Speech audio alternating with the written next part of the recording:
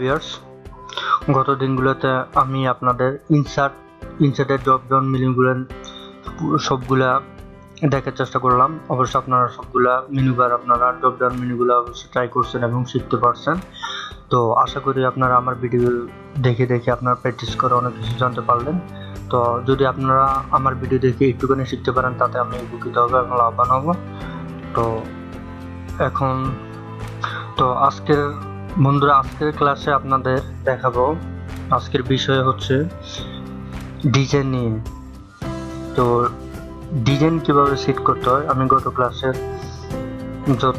গত টেমপ্লেটগুলো ডিলিট করে দিলাম, গত দিনগুলোর কাজগুলো ডিলিট করে দিলাম। তো এখন আজকের কাজ হবে ডিজাইন নিয়ে। তো ডিজাইনের কাজ করতে হলে আপনাদের একটা যেটা করতে হবে সেটা হচ্ছে, যেগুলো এখানে বিভিন্ন টেমপ্লেট আছে, টেমপ্লেট ডিজাইন করতে পারেন। সাপোজ আমি এই এখানে বিভিন্ন টেমপ্লেট ডিজাইন আছে, টেমপ্লেট ডিজাইন নিয়ে কাজ করতেছি।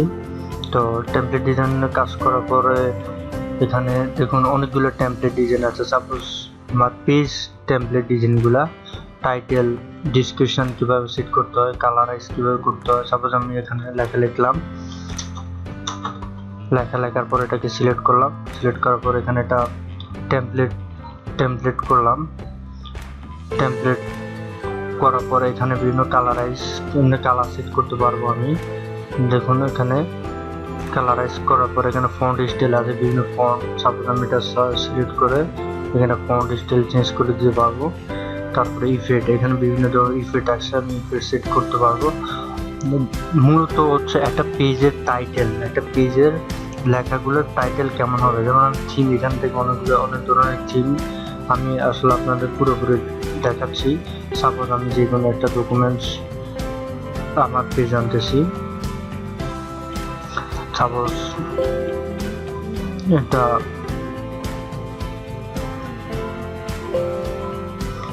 আমার ডেস্কটপটা একটা ফাইল ওপেন করতেছি। এখান থেকে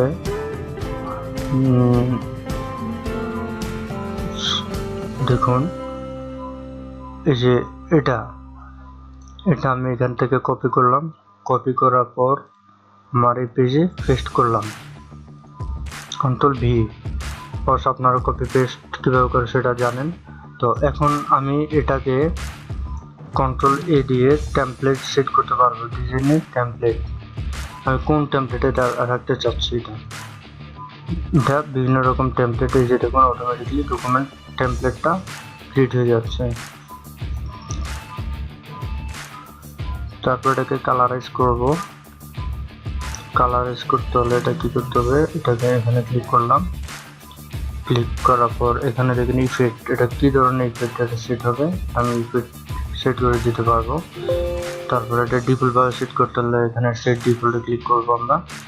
তো তারপর আপনারা দেখুন এটা এভাবে সেট করবেন। তো ডিজাইনের কাজ মূলত একটুকু। তো আমি যদি চাই এখানে, সাপোজ আমি এখানে নিউ ডকুমেন্ট নিলাম। আজকের বিষয়ের সবচেয়ে ইম্পর্টেন্ট জিনিস হলো ডিজাইন থেকে ওয়ালমেট। মানে আমরা বিভিন্ন পেজের বাইরে, মানে ব্যাকগ্রাউন্ডে যে কোনো একটা লেখালেখি, ডাব বা অন্য কিছু ওয়ালমেট আকারে যদি আমরা দেখাতে চাই, তাহলে এই যে দেখেন এখানে কনফিডেন্সিয়াল, এই যে দেখুন এখানে অটোমেটিকলি আমার পেজে ওয়ালমেট সেট। অনেকে ওয়ালমেট সেট করে আপনার পেজে, এই যে এরকম যে don't copy, don't touch me, এরকম একটা অনেক ধরনের ওয়ালমেট সেট করে। তো এই যে দেখুন পেজে ওয়ালমেট কীভাবে সেট করে আমি আপনাদের এটাই দেখাবো। আজকের সাবজেক্টের সবচেয়ে ইম্পর্টেন্ট জিনিসটা হলো এটাই। তো দেখুন এখানে ওয়ালমেট পেজে কনফিডেন্টাল ডোন্ট কপি, অনেক সময় লেখা থাকে ডোন্ট কপি, মানে কপি না করার জন্য। ভিতরে ব্যাকগ্রাউন্ডে ডোন্ট কপি এটা লেখা থাকলে আর ওই পেজটা কেউ কপি করতে পারে না। তো না পারাতেই দেখা যাচ্ছে আপনার যে ইম্পর্টেন্ট কাজগুলো এগুলা কেউ কপি করতে পারে না। তো এই জন্যই অনেকে এরকম পেজ ওয়ালমেট করে রাখে। তো এখানে অনেক ধরনের ওয়ালমেট ডিফল্টভাবে দেওয়া আছে। তো তার ভিতরে আপনার যদি চান না আমি নিজেই ওয়ালমেট তৈরি করবো আমার নাম দিয়ে, তো এখানে কাস্টম ওয়ালমেট নামে একটা অপশন আছে, এখানে ক্লিক করবেন। ক্লিক করার পর এখানে দেখুন ইংলিশ, এখানে ল্যাঙ্গুয়েজ সিলেক্ট করে দিতে পারবেন, বাংলা, ইংলিশ, বিভিন্ন ল্যাঙ্গুয়েজ। আমি ইংলিশটা রাখলাম। টেক্সট, এখানে টেক্সট কি লিখবেন, তারপর আমি আমার নাম লিখলাম MBSHARIR, এখানে ফন্ট কি ধরনের ফন্ট স্টাইল হবে এটা এখানে সিলেক্ট করতে পারবেন। সাইজ এখানে অটো থাকুক, সাইজ আপনি ইচ্ছে করলে সাইজও ডিফল্টভাবে সেট করতে পারবেন। কালার এখানে কি কালার দেবেন, তারপরে এখানে রেড কালার দিলাম। তো এখানে হরিজন্টাল না ভার্টিক্যাল হবে এখানে সিলেক্ট করে দিয়ে তারপর ওকে। এই দেখুন আমি আমার নাম, আমার পেজের ব্যাকগ্রাউন্ডে আমার নামটা অটোমেটিকলি দিয়ে দিলাম। তো এভাবে আপনারা ওয়ালমেট সেট করতে পারবেন। তারপরে আপনারা মোর অনলাইন থেকে আপনারা বিভিন্ন টেমপ্লেট ডাউনলোড করতে পারবেন এইভাবে। তারপরে রিমুভ ওয়ালমেটের মাধ্যমে আপনারা এটা ওয়ালমেটটা রিমুভ করে দেবেন। সাপোজ আমি এটা ওয়ালমেট তৈরি করলাম, এখন রিমুভ করবো, তো রিমুভে ক্লিক করলে অটোমেটিক এটা চলে যাবে। এভাবে আপনারা ডিফল্টভাবে ওয়ালমেট সেট করতে পারবেন। তো আশা করি আপনারা বুঝতে পারছেন কীভাবে ওয়ালমেট সেট করতে হয়। তো আজকে আসলে একটা ইম্পর্টেন্ট ক্লাস। তো এই ইম্পর্টেন্ট ক্লাসে আপনারা তো মোটামুটি ডিজাইন সম্পর্কে আপনাদের একটা ধারণা দিলাম। তো দেখুন এখানে ওয়ালমেটে আরও অনেকগুলো অপশন আছে।